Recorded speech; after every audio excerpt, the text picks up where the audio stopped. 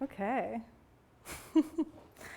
Hi, my name is Gwendolyn Knapp, and I am live here to broadcast a work that is in progress titled The Mother Shack. Thank you so much for tuning in today. It is Saturday, February 13th, which means that about 2 weeks ago, I had a dream where I was standing in single file on a beach.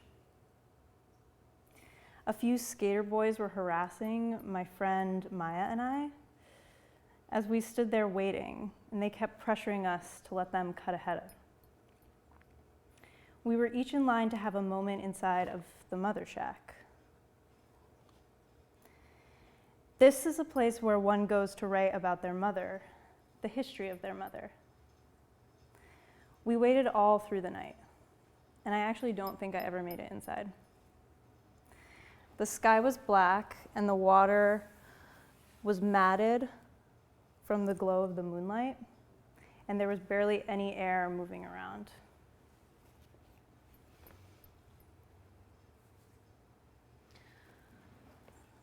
So this New Year's Eve, did you put your intentions and sage aside and think to yourself, 2021, the year my mom is getting engaged. I can feel it. Well, a few days after New Year's, my mom told me that she is getting married this summer. Her fiance is someone she's been with for 5 or 6 years now, and having spent Christmas with them in LA, I know it's been on the horizon. This was a natural step for their relationship. But still, it just brought up some questions for me. And I thought, whoa, my mom is her own person. And my dad is somewhere else out there. And she's living this radically different new life that looks different from what I knew of her. And it just settles in a funny way. I feel like some kind of supportive peer or friend who's passively listening to choices that don't really include my input. And so with the digestion of this engagement and the new date of this summer, I just had to think for a second, like where did they meet? What was happening there? Where did her and her soon-to-be husband, Fred, meet? Who's about to be my stepfather as a grown adult? And who's the love of my mom's life?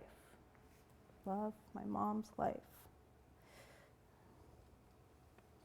So I had this memory and I was like, whoa, okay, August 2009, flashback.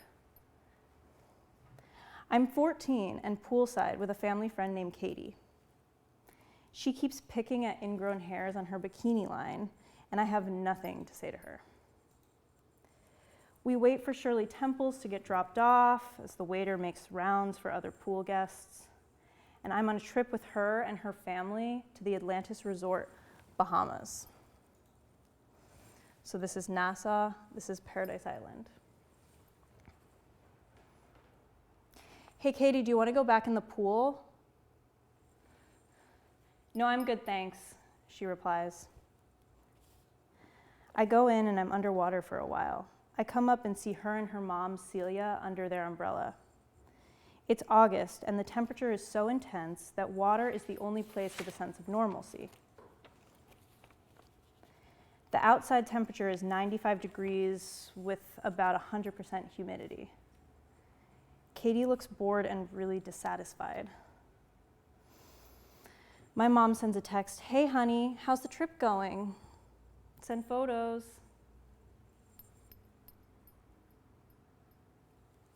I'm still in the pool, in and out of light blue, heavy chlorinated water.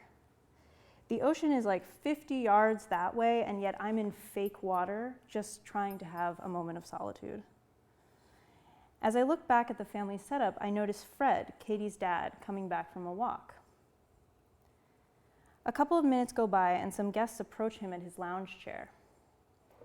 I can't hear their conversation, but watch him stand up and take a picture with them and sign something, and then they leave. He's an actor, that's right. Further into the trip, I watch as people are recognizing him as they pass us. I'm like, wait, who's my chaperone? Yes. My chaperone has a reoccurring role on HBO's Entourage at the time. Back in the hotel room, Katie takes a shower and emerges in a bathroom robe. Because we're 14, our bodies have breasts and pubic hair. I'm mortified in my bikini and can barely survive the walk back from the pool, through the lobby, up to the hotel room. And it's enhanced by the sounds of my flip-flops smacking the bottom of my wet feet. Katie was ambivalent to this kind of young adolescent shame. When she walked over from the bathroom, she sat knees crossed on a pull-out couch, and I was sitting in an armchair across from her. She flashed her vagina at me without realizing it. Fred walked down, noticed her exposed, and shook her to change orientation. I noticed, but I didn't draw any attention and just tried to forget that I saw anything.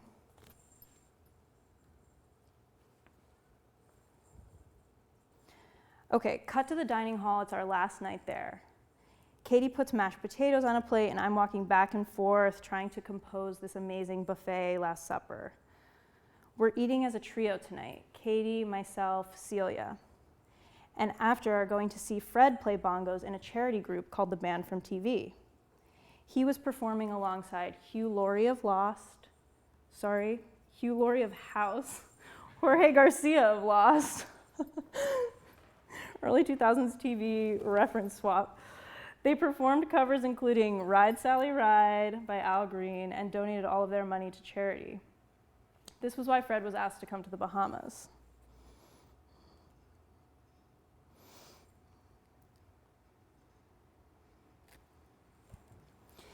Have you ever tried to run in 100% humidity? It makes you feel like you're shaving years off your life. In humidity time, it's like a month to try and get across a resort like Atlantis. You have to interrupt your journey with cold stops to recharge your limbs. Then once you re-enter the heat, you feel the temporary reservoir of cold from the gift shop AC start to disappear. It's a prickle in your skin. I remember being like, is this the feeling of evaporation? It becomes a battle to take the next step and inhale moisture at the same time. And you have to answer to this dominating sun. I followed Fred and Katie in slow motion, barely able to keep up and make it to the next destination. The end point was swimming with dolphins or snorkeling in an aquarium that doubled as the lobby of the hotel.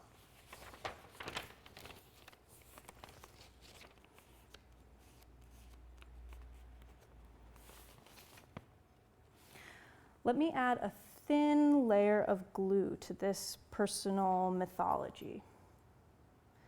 12 years ago, I went on a vacation with the family of my soon-to-be stepfather. I did 2 laps in the lazy river with my almost stepsister, and we weren't even close friends. Will being related by marriage change that? I would not have been able to predict this fate when we went down the lazy river. I would not have been able to see my mom with another man when she was still 5 years away from divorcing my dad. So why was I there with them?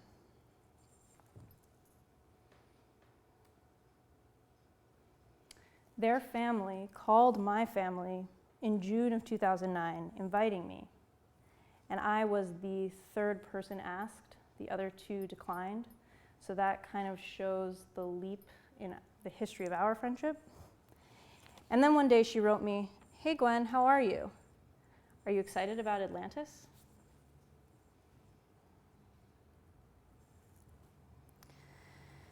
While at the resort, Katie forced me to think about Mary-Kate and Ashley Olsen's 2001 movie, Holiday in the Sun. For her, it was the perfect parallel of our 4-day trip that had to end with the bare minimum of exchanging numbers with a cute lifeguard. Her fixation with the Olsen twins' shenanigans and teenage boys were as far as her curiosity of Atlantis went. Maybe she was a skip-generation teenage psychic and wanted to think about the future sisterhood we'd share. Maybe Mary-Kate and Ashley were not only 2000s icons, a playful reference to femininity and flirtation, but also a vision of our future unity. This asks a lot of Katie's imagination. To this day, we have little framework to fall back on, aside from knowing each other from middle school and musical theater. But it does clarify something. My mom knew Fred even before August of 2009. She met him in 2007 when we were in class together. Am I the seed of their relationship? Before anybody knew? And did I know this somehow all along? Maybe I'm the teenage psychic.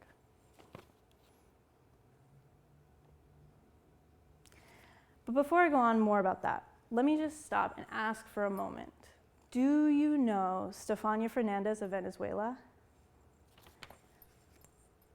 Also known as Miss Universe 2009.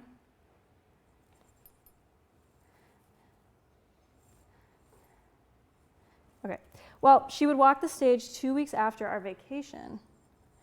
Her and all the other contestants who arrived at Atlantis the same day as us. She would be crowned in the Imperial Ballroom, the same place where the band from TV played. Based on this crossing of paths, I am basically friends/sisters with Stefania.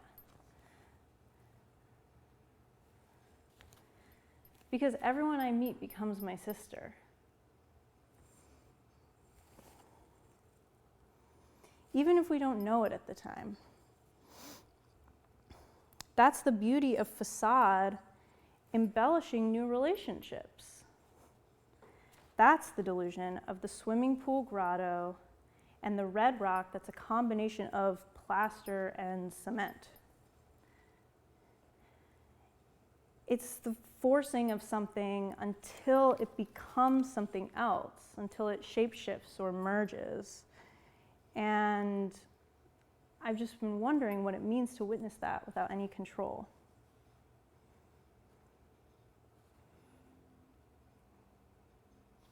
And maybe is that how I feel on the periphery of this new relationship that's about to come together? That is the myth that I store for the Mother Shack.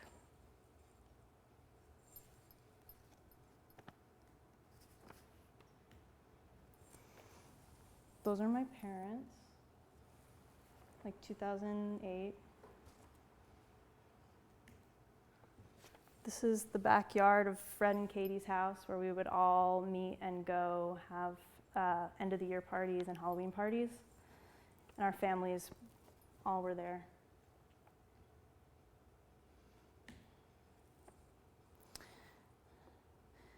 Live the life that you want. Wonder awaits. Atlantis Resort, month of love. Book your Valentine's escape. And thank you.